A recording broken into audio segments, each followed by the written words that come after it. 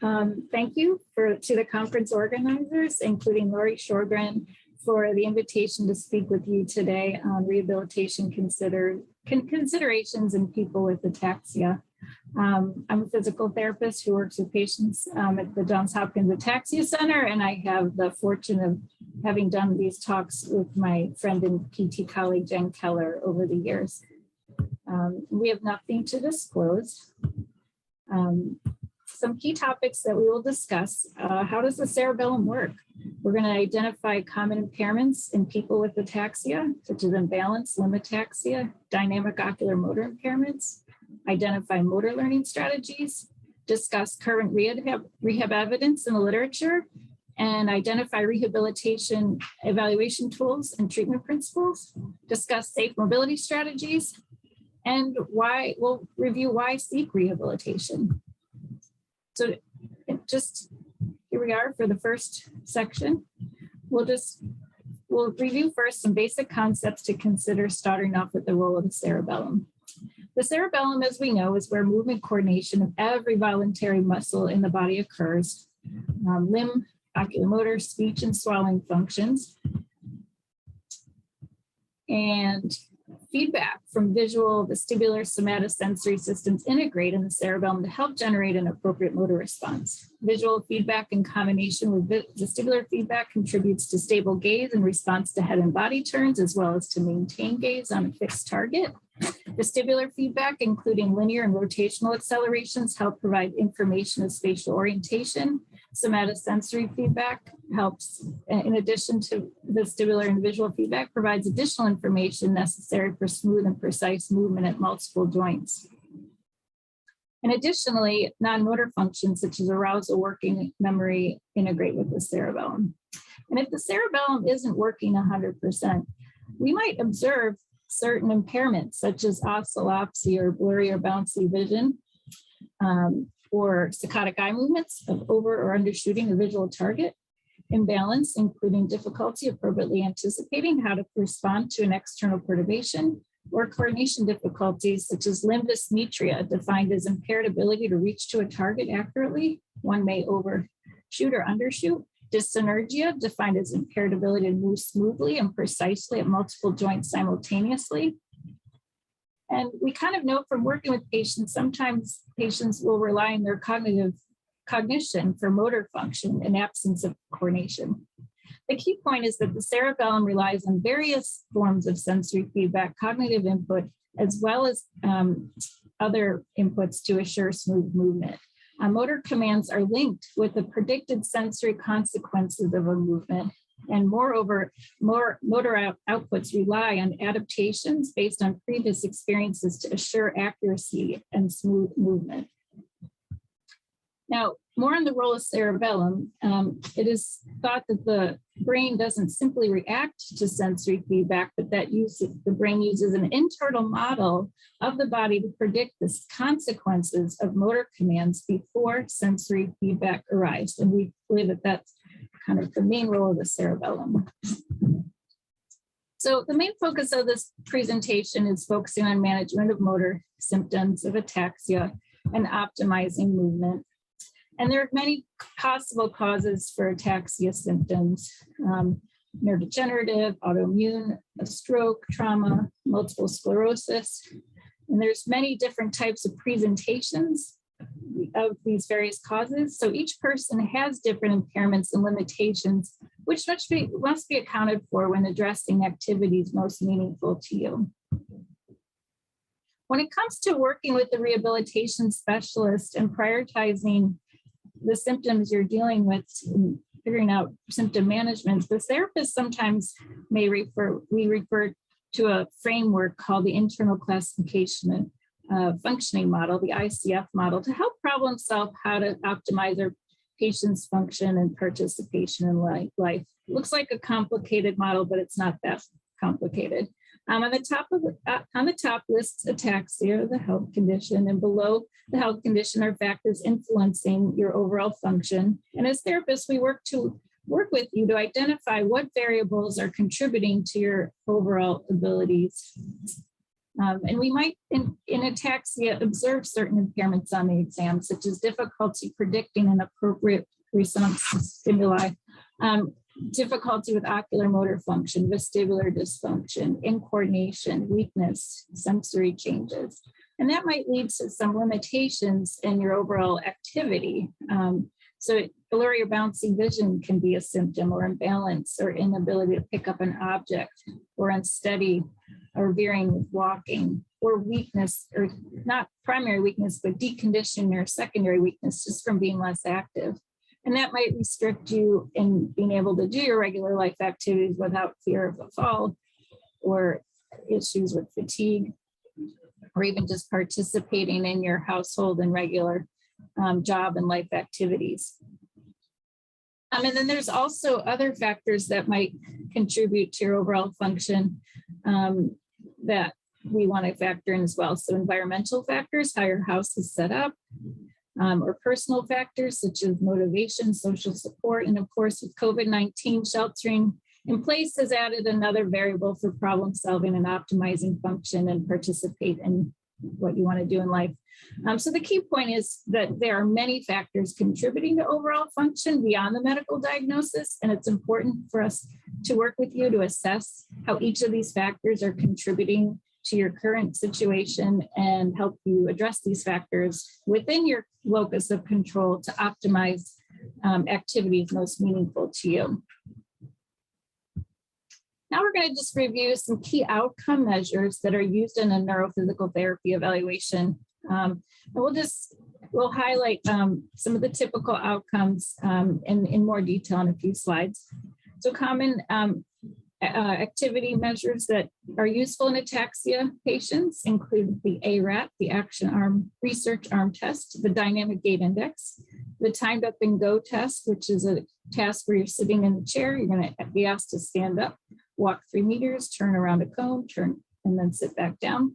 And then sometimes we'll use a timed up and go with the dual task challenge to see how much your cognition influences your motor function. We'll find sometimes when people are mentally distracted by having to count backwards from 100 by threes, their time isn't nearly as good as when they're focusing 100% on the task. So that's just something that can be enlightening sometimes in the clinic. We'll look at walking speed as a measure of how you're doing now, but also nice to use that measure as feedback as to how you're doing later.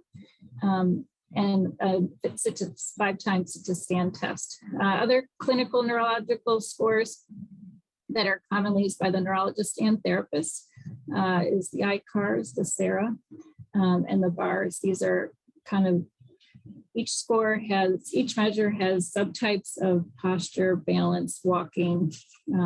Some have ocular motor function. And there's been a lot of there's the EuroSCA natural history study that has used the SARA measures and tracked disease progression over time in the most common hereditary ataxias. Is useful information.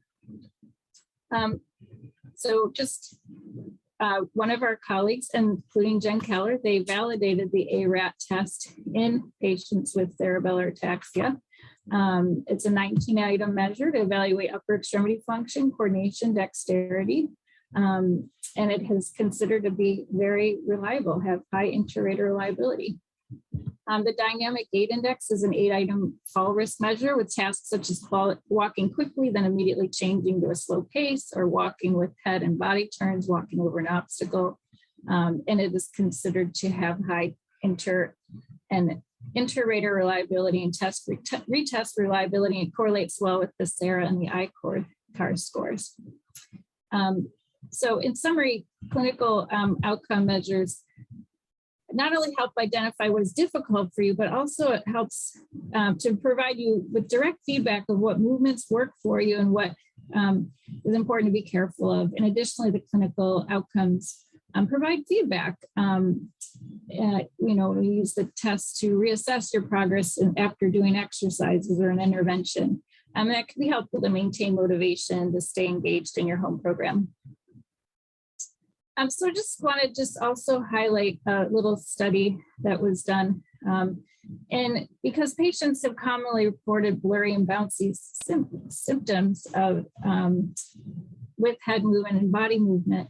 And this is just data showing that people with ataxia and who have reported oscillopsia symptoms of blurry or bouncy vision have symptom severity scores comparable to those patients with bilateral vestibulopathy or impairment of the vestibular system on both sides. And those severity of symptoms were shown to also correlate with gait velocity. So those with higher symptoms had slower walking speed. So this is the graph that just shows the blue line at the bottom is a normal score, 0 being no symptoms of blurry or bouncy vision with various activities. And the green line is the average level of severity of symptoms of bilateral vestibulopathy patients, and the red line is an ataxia patients. And looking to see if the blurry and bouncy vision symptoms compared with actual eye-head coordination with passive head movement, it was identified that yes, people have high symptoms of bouncy vision, and yes, they do have impaired eye-head coordination, but those results didn't necessarily correlate with each other, which is actually consistent with the vestibular literature. So I'm going to turn it over to Jen, and she's going to take it from here. Thanks, Jen. I get to tell you a little bit about walking and ataxia. So I want you to just think for a second. You know, Jen talked about you can have imbalance as part of having ataxia, and you can also have like an inability to place your foot where you want it to go and in coordination of your leg movement. So if you think about it, do you think one or the other might more predict how fast you can walk? So get an idea of balance walking, it's actually balance. And we know this because of a study done in the lab where I work, where we looked at how, coordinated was someone's stepping compared to how imbalanced they were. And we compared that to their walking speed. And the main thing that came out was if they had better balance, they walked faster. So that led us to an exercise study where we had people do balance exercises at home and come in for some testing. And what we found was that the people who rated their balance exercises as more challenging, but at the right level, demonstrated more improvements in their walking speed. So what we found that balance was important in walking, we found that we could also train balance and we could improve walking, which is pretty exciting to know that rehab can be beneficial to you. We also, though, talk about what is intensity. So I said that we had to challenge your balance, but what about frequency? Like how many days of a week do you need to do your exercise to see a benefit?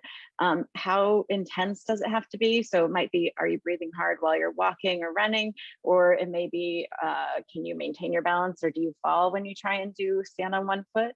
And then time, like, are you spending 20 minutes or 45 minutes a day at this exercise? And then really selecting the correct exercise, or maybe the best exercise that you need to work on. So if you're weak, you might need to do strengthening. If you're fatigued, you might need to do slowly increase your walking, or if you have poor balance or you want to improve your walking speed, you may want to work on balance exercises. So that's something important to think about. Is an intense bout of PT indicated? We're going to talk about that a little bit more as we go on, and when might it be indicated? So if you have a need to improve your walking ability and you want to work on your balance, from our exercise study, we found that you needed to do a minimum of duration, 20 minutes, frequency per week, 4 times per week, and at a level that is challenging but safe and doable. So that's really important to think about. Like the people who did their balance exercises but held on to a chair or a handrail the whole time, they weren't really challenging themselves, they were supporting themselves. And so they might need to choose a different strategy than home balance exercises in order to challenge their balance, compared to people who said that they, tried standing on one leg and, most of the 50% of the time they could do it, but the rest of the time they had to put their other foot down. They were the ones that found that they found the right challenge for them, and they made the most progress in their walking. Go Another important aspect that Jen talked about too was how we learn to either relearn a task that we used to do, but we can't do as well now, or we want to learn a motor task for the first time. And we know that the cerebellum is really important in how you do these things, but we are still learning about what ways we learn. So there's a lot of different ways we can learn a task. So I have a bunch of pictures up here just to show you, like, if we were all meeting together in Florida right now, we might be renting a car. And when you get there and you first step on the gas pedal, the car takes off too fast, and you have to learn to adjust how much hard you step on the brake or the gas pedal to drive around. But after you've been there for a couple of weeks, and then you're doing fine now, it seems natural to you. You go home and you get in your car at the airport, and now you step on the gas pedal and the car barely moves. So you've learned this new rental car task, and you have to almost, relearn your car. And it only takes stepping on the gas pedal a few times. If you switch between your car and your spouse's car, you do that naturally with no problem at all. And these are signs of a type of learning we call adaptation learning. It's similar to switching between a mouse on different types of computers. The same thing happens. In comparison, we use something called reinforcement learning. When we learn to swing or ride a bike, you kick your legs out, you move a little bit, you swing your trunk forward or back, and you just keep doing the thing that works best. So you reinforce. You get a positive response, the swing moves, you reinforce that action and you do it again. So it's a little bit different. The first one, you're looking at, did I make a mistake? And how do I make fine corrections in order to be better? And this one, you're saying, oh, look, I got what I wanted. I'm gonna try that again and fine tune that. So with people with cerebellar ataxia, we're interested to know, is one more beneficial, or can they use one and not use the other? And a person in our lab, Amanda, she studied this by looking at reaching. So she had people reach from a home position to a target, and without knowing, they had like a perturbation to them, which meant that they pushed them to one side by 15 degrees. And we let them over time practice this, and we gave them different types of feedback. So we gave them feedback called error-based, like the adaptation that I talked about from driving a car, and we gave them reinforcement learning. Yes, you did it right. No, you did it wrong. And we measured, in comparison to healthy controls and people with ataxia, how they performed. And so what we found in the next slide is that people with ataxia were able to learn from reinforcement feedback condition, but not as well from the adaptation. So on the left side, where the pink and the black lines are, you can see that the cerebellar patients, they actually did learn. See, their line goes down. They learned to reach at this angle over time. But when it went back to the normal condition, oh, I'm sorry, I got myself mixed up. This is the reinforcement condition, yes and no. And when they went back to the thing at the retention phase, that they learned the condition, that both, they learned it over time.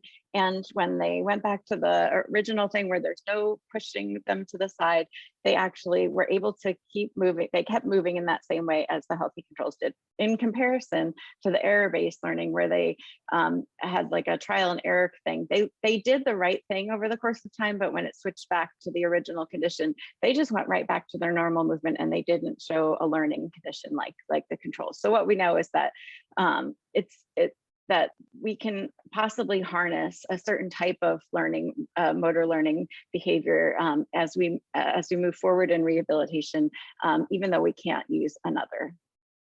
Okay. And then we also did a study. People often have for a long time put weights on people's arms to make them reach better.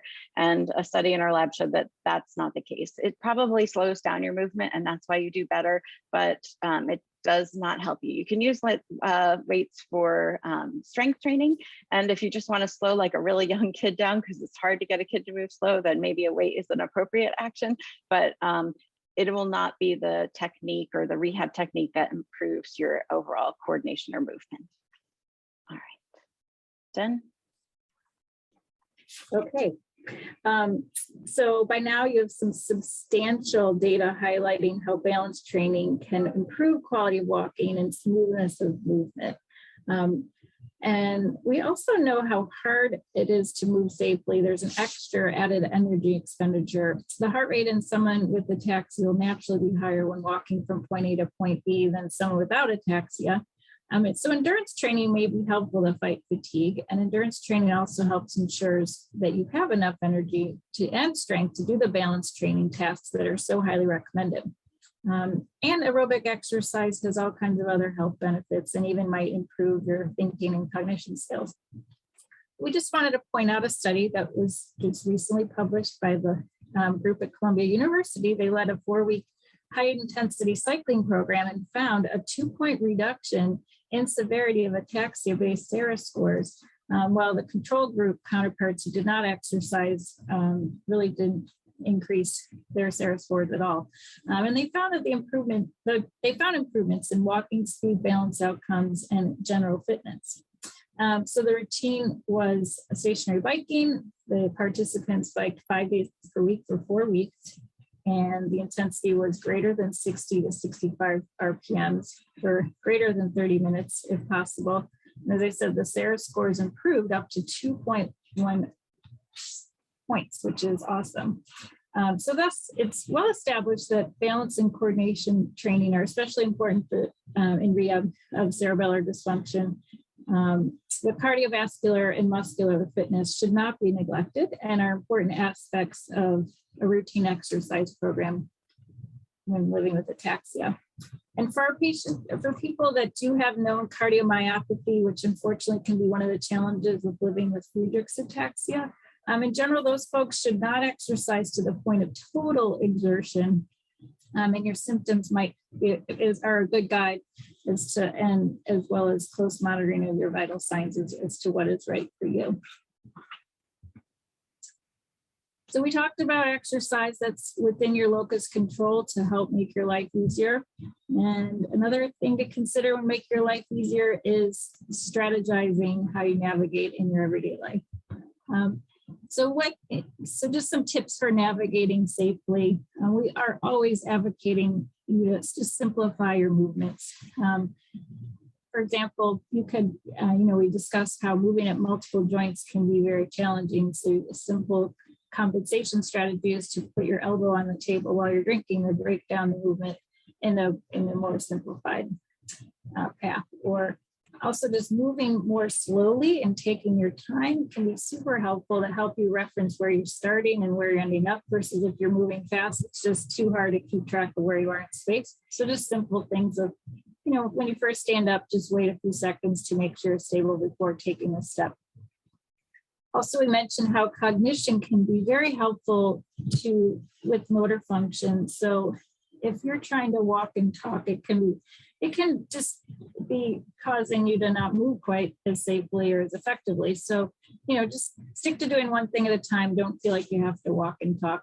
And also be mentally okay to give yourself permission to get help from others for tasks that just don't make sense for you to do in everyday life, like getting out a hot dish out of the oven. I can't tell you how many, well, at least a few people have told me they've fallen backwards doing that. So don't even go there.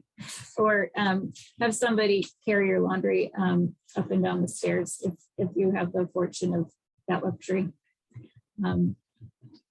Just wanted to include this study that was published last year on the fact that fall history predicts future falls. So really, it's important to be careful. This study looked at the consequences of falls, and they were prospectively assessed for 6 months and over 300 patients with neurological disorders of all types, including ataxia. And they really reliably found that fall status and frequency could be predicted based on a person's experiences of falls in the past. So as far as adaptive equipment, a lot of people, we just throwing this slide out there as some ideas of what people have told us works best for them and what we see works best for people too. When it comes to considering an assistive device, we want you to, it's under the caveat that we want you to be independent, and it's okay to be independent with modifications. It's not like you have to use this device all the time, but sometimes it's nice to have one even on the bad days.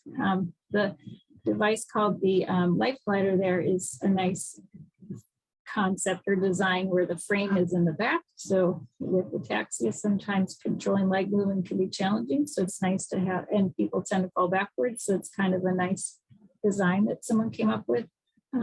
The U-step walker is a very heavy, stable walker, which some people really like when it's difficult to control the limb movements. The up walker, the drive walker are ones that we see often when we go to the conferences that people seem like that works for them. And then Jen pointed this trionic walker out, which is, it's like an off-roading walker with some, and it looks like, anyway, so. Also just want to mention, activity trackers can be helpful to help you stay engaged in your exercise. And they can just be a helpful tool to assess what you're currently doing and help you to set goals based on your current ability.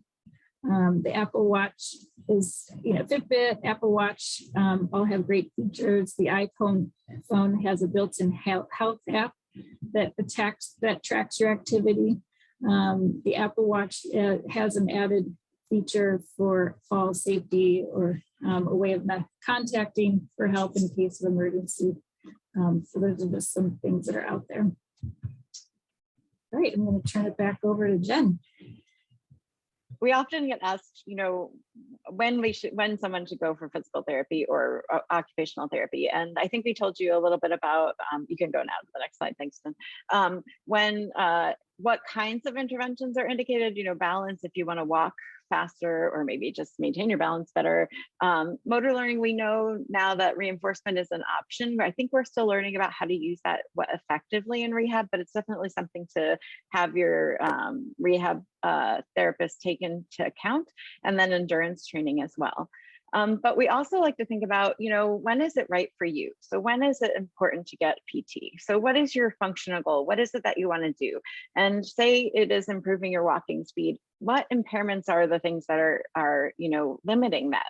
Presumably if your balance is off, that's going to be impacting your walking. So you might want to focus on that.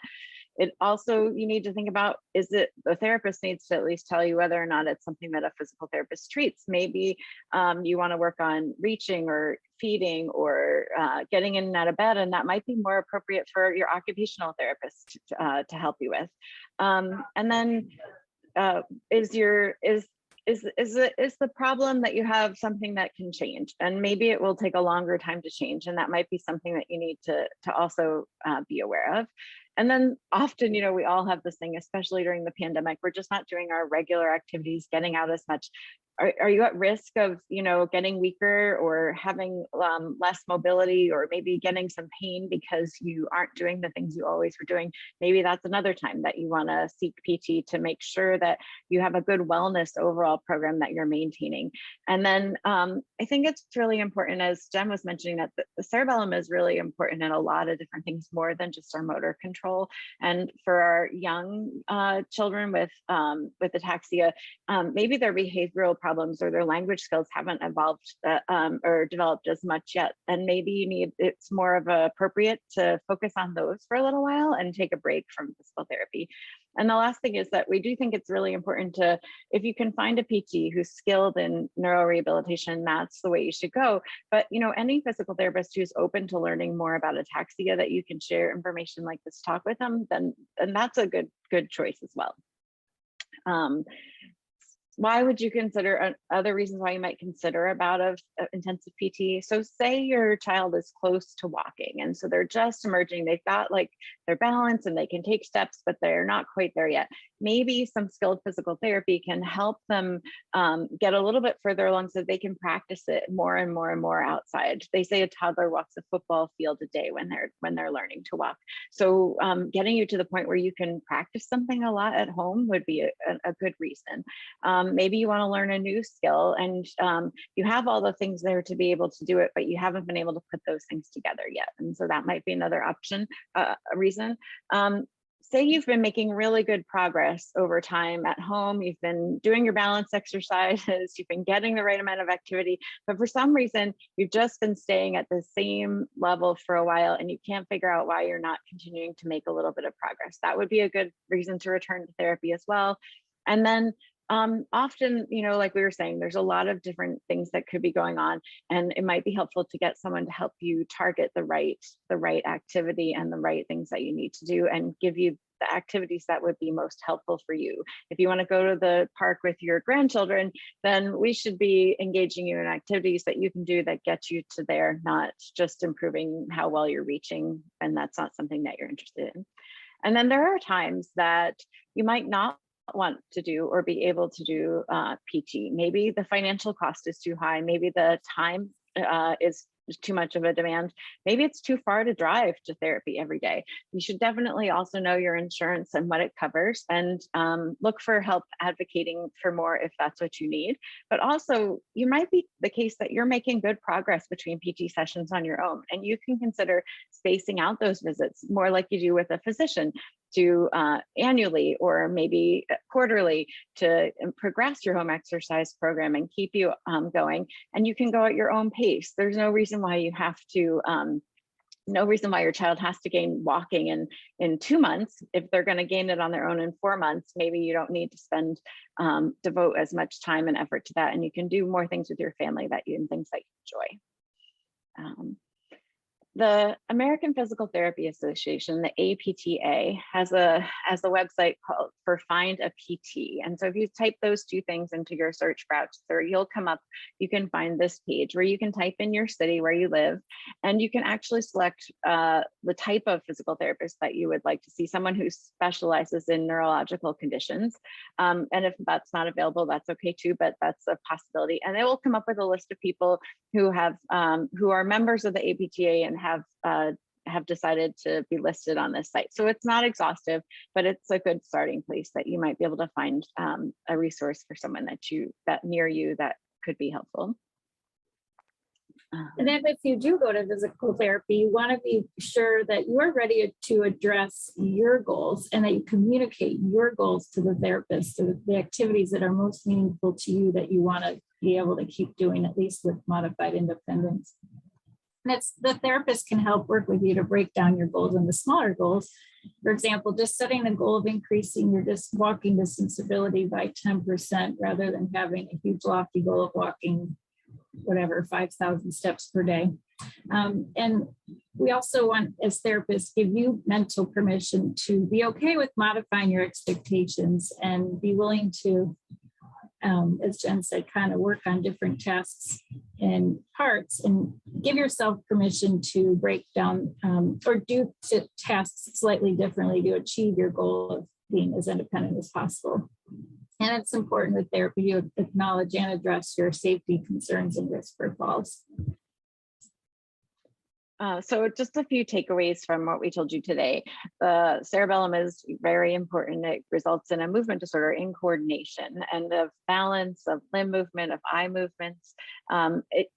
Cerebellar function does not impair your weakness or cause weakness or sensory loss, but it does use both of these things to help with your motor control. And so if those are components of your diagnosis, then they also need to be addressed, but in a different manner. And I hope we gave you some ideas that rehab is not only the main course, but it's an informed choice to address symptoms of ataxia. As Jen says, key things to kind of take from this talk is keep moving.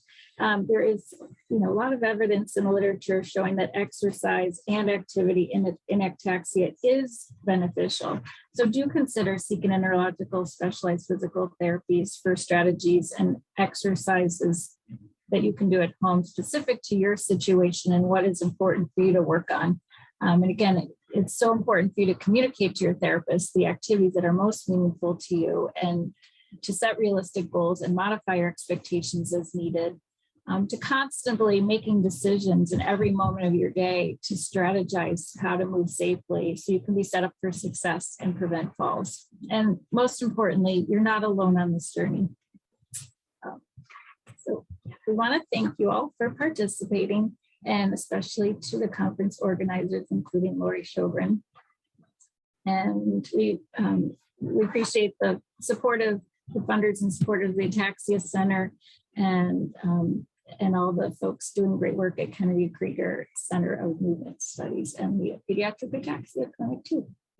And we are going to be available for Q&A. So please speak up with your questions. We look forward to the Q&A session. Thank you. Thank you so much for everybody being here today. Hi, I'm Sarah Pilato with the National Ataxia Foundation, and I will be relaying some of the Q&A questions that came in. First of all, thank you so much to both Jen and Jennifer for being here and for that great presentation. I certainly learned a lot, so I appreciate it. We've got about 10 minutes left or so in the session, and we got a ton of amazing questions, so I promise we're going to fit in as many of them as we can. If we don't happen to get to your question, please don't hesitate to reach out to anyone at NAF if you're still looking for some information, but let's just go ahead and jump right in. And I think most of these will apply to both of you. So would physical therapy be beneficial for someone whose symptoms come and go, and maybe why or why not? I'll take that question. Yes, in people that do, in cases of people with episodic ataxia, PT indeed may help you perform better in between episodes and then when you're actually having an episode. We don't know if PT or exercises can help decrease your chances of having an episode, but we certainly hope that being more active and healthier will set you up for success, especially when you're having not the best day. Great, thank you. And I think kind of related, we had another question as well, kind of related to this coming and going of symptoms is with the function ratings, how can you ensure that therapists are seeing their patients both when they're functioning at their best and at their worst? Because as you mentioned, there are better days and there are worse days. Yeah, indeed. That is really important for everybody to, just intellectualize that not every day is going to be a good day. And that's where it's, we just being in tune with what your body's doing. And when you wake up and you probably when you first wake up, whether it's going to be a good day or a bad day, and be willing to modify your expectations according to what makes sense. But ataxia is different from Parkinson's in that, Parkinson's disease, our sessions will sometimes be timed according to when people take, their medication therapies. But with ataxia, it's not quite as important that we're super on target with the timing, but we, in terms of, I don't really know if I have a good solid answer. Yeah, go ahead. Maybe I can add too. I think from like a research perspective and from what we know about ataxia. So one of the main things about ataxia is that every movement is pretty variable. So like one repetition to the next might not be the same. And so we do know that like people are going to look different if they're more fatigued, or maybe even just from like one attempt to the next attempt. And I think you bring up a really good point about like when you're being measured by your therapist for like how you're doing, especially whether or not that's to show if you're, making progress or not.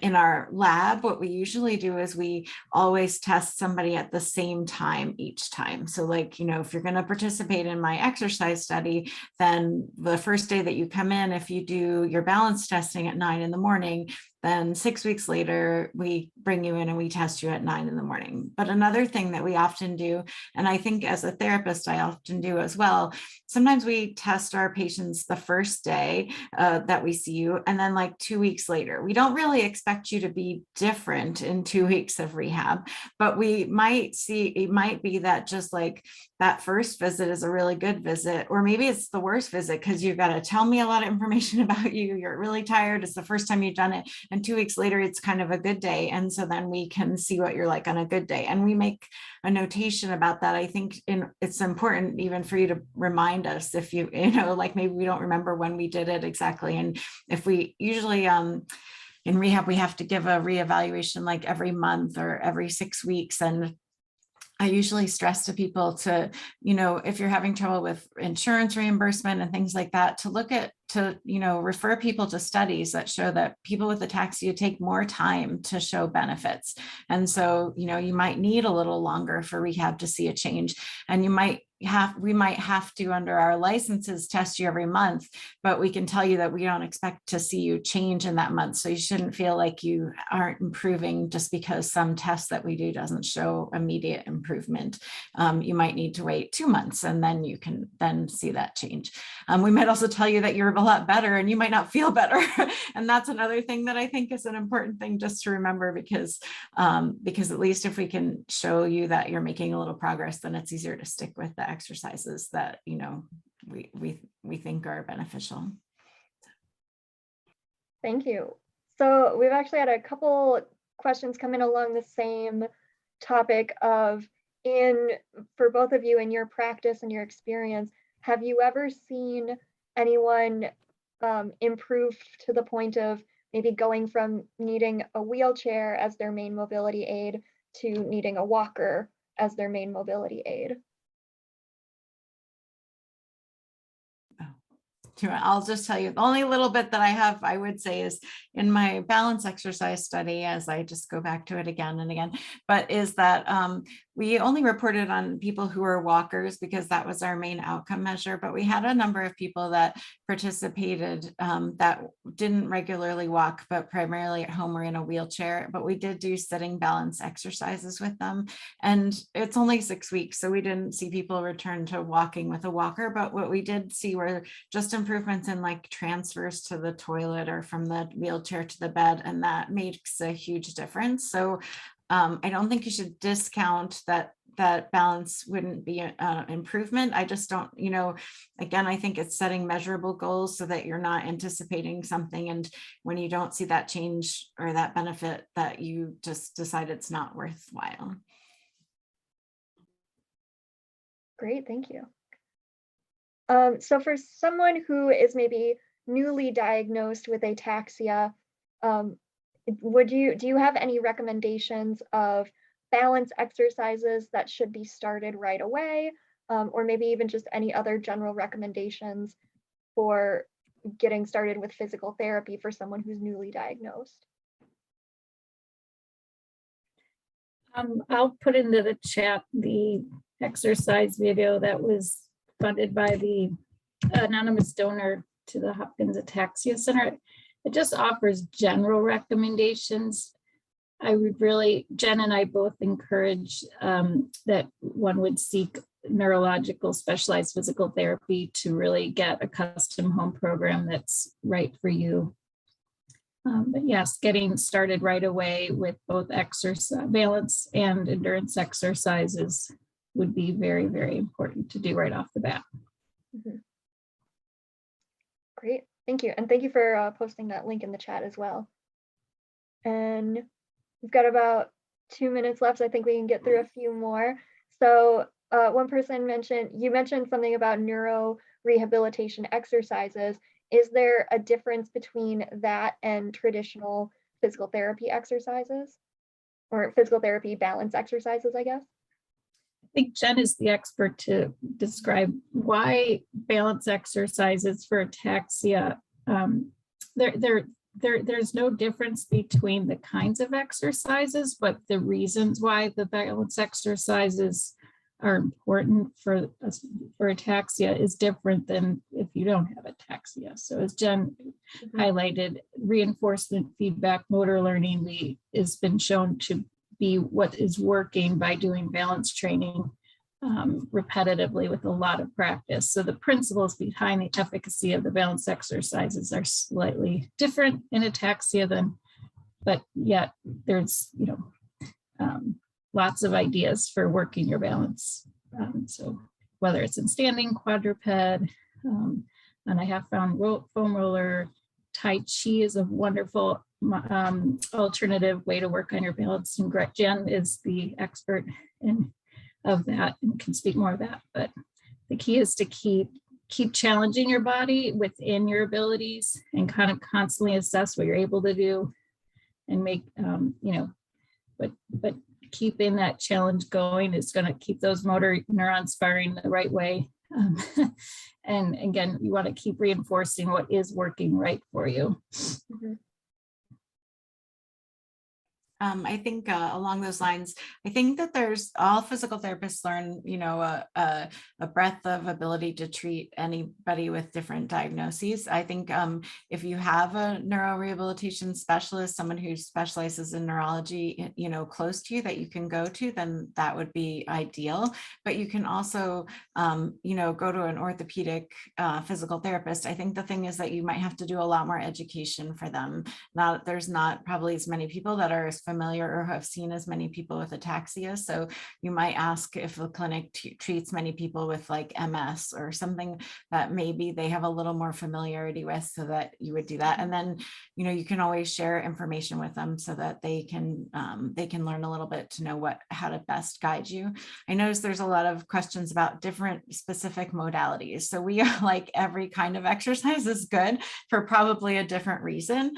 I would say though, for ataxia, it's really hard to switch from one setting to another setting. So if you want to walk better, it's probably best to work on your balance, and then just walking on a hard level surface like you normally do. If you want to improve your endurance, like your overall fitness, then treadmill, aquatics, rowing machine, anything you want in the gym, whatever will keep you moving, that's probably the most important thing. I think those are just true for all of us. So what keeps you going is the big thing. And then there's just a few things that, we don't know everything yet. We are still learning a lot about how best to treat ataxia, but I think there are some other things that are worth that we mentioned, balance training and things like that are more specifically important too as well, or ways that you might improve your movement, like slowing down or making something simpler in order to like get from day to day while you're working to see improvements as well. Awesome. Thank you so much. We have reached the top of the hour. So thank you again, Jen and Jennifer. On behalf of NAF, we really appreciate your time and your expertise in joining us for this conference. Thank you to everybody who joined us today for this session. As I mentioned, if you did not get a chance to have your question answered and you still want some information, please feel free to reach out to anyone at NAF. We're happy to help you connect to resources or people or anything like that. But thank you so much for coming. You guys enjoy the rest of the day and the rest of the conference.